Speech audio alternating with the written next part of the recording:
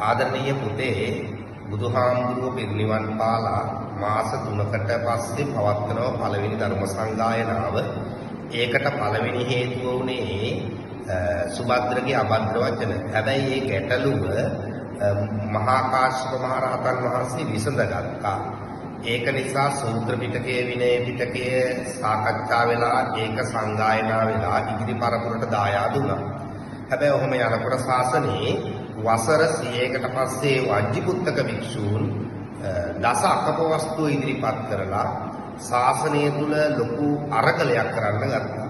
ඒ අරගලේ ප්‍රතිඵලයක් වශයෙන් මොන මතවාද තිබුණත් ශාසනයේ සුවිශේෂී සම්දිස්ථානයක් බවට පත් වෙනවා දෙවෙනි ධර්ම සංගායනාව. ඒකට හේතුව තමයි එක අම්මගේ පවුලක් වශයෙන් තිබිච්ච බුදුදහම අන ඩිවෝස් එකක් වෙනවා. ඒ කියන්නේ දෙකකට වෙන් වෙනවා. ඒ කියන්නේ ථේරවාදීන් එක කොටසක් වශයෙන් මහා සාංඝිකයන් එක කොටසක් වශයෙන් කොටස් 18ක් දක්වා ව්‍යාප්ත වෙනවා. එහෙනම් ශාසනය පළවෙනි අවස්ථාව තමයි දෙදරා යනවා. එකට ඉඳපු බුදුදහම දෙකක් බවට පත් වෙනවා. ඒ නිසා මේක අපි දකිනවා ශාසනයේ වික්ෂුන් වහන්සේලාගේ ඩිවෝස් වීමක් වශයෙන්.